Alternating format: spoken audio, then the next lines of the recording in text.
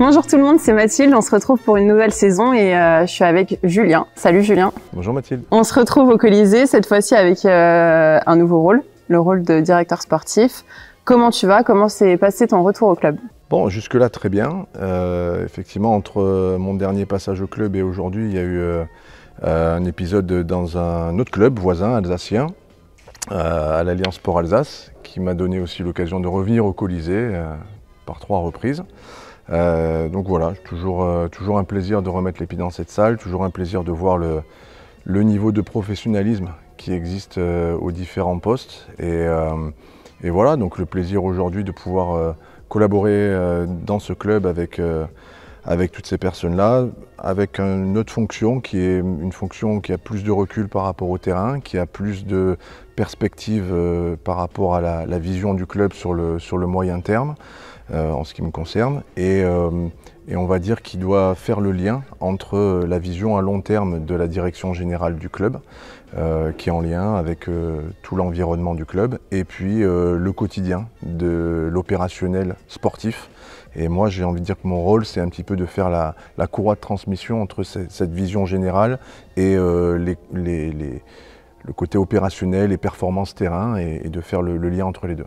On t'a vu aussi prendre la parole auprès des jeunes du centre de formation et des parents lundi, accueillir les joueurs pros, donc ça va être ça aussi ton rôle, accueillir les jeunes et puis faire la passerelle entre le centre de formation et les pros.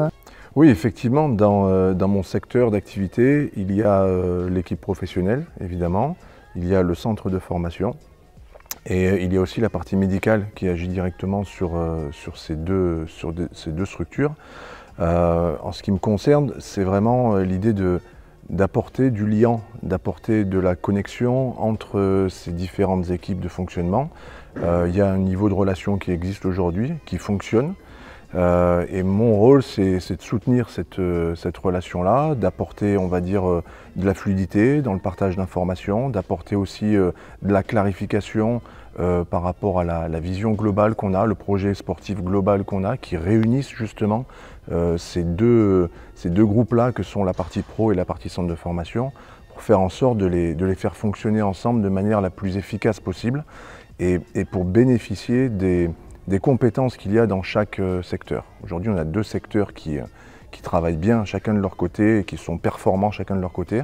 Et l'idée, c'est comment est-ce qu'on peut rendre ces 2 secteurs efficaces ensemble pour intégrer certains joueurs du centre de formation vers l'équipe professionnelle. Comment se passe l'arrivée de tous les joueurs? On a pu voir Jamel arriver avec un peu de retard, Jérémia, le meneur, Jérémia Hill, qui est pas encore là. Où on en est?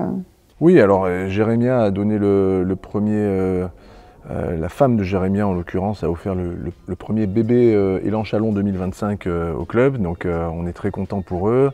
Madame a accouché samedi dernier, et donc il nous paraissait tout à fait normal de lui donner la possibilité de passer cette première semaine en présence de son fils qui vient d'arriver, et de sa femme qui a évidemment besoin du soutien de son mari à ce moment-là. Donc on lui a laissé jusqu'à samedi, une semaine complète pour qu'il puisse vivre ce moment-là unique dans sa vie, et il nous rejoindra, il partira des États-Unis samedi, il arrivera dimanche et il se mettra au travail avec l'équipe lundi, à mon avis, avec une magnifique énergie à partager avec tout le monde. Et je suis content de cette semaine qu'il perd au niveau basket mais qu'il gagne au niveau énergie, et je pense que c'est très bien pour tout le monde.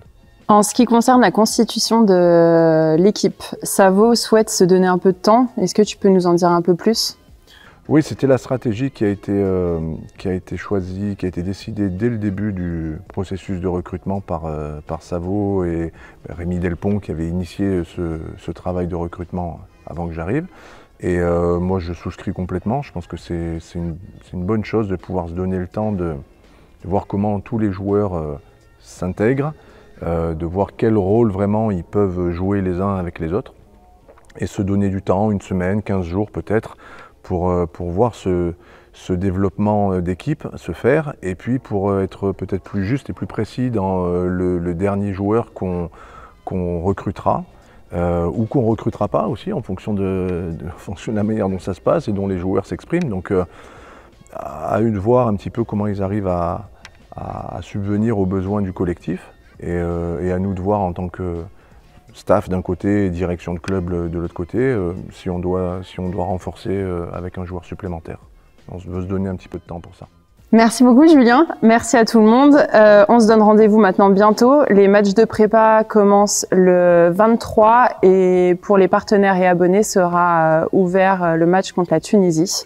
Oui, bienvenue à vous pour ce premier match là, tous nos abonnés, tous nos partenaires. On ouvre les portes du Colisée pour ce match là, donc on est très content de vous recevoir à ce moment-là. Et puis voilà, en espérant que ça fasse un beau premier moment de partage et d'échange à l'occasion de ce match amical qui aura lieu à 19h.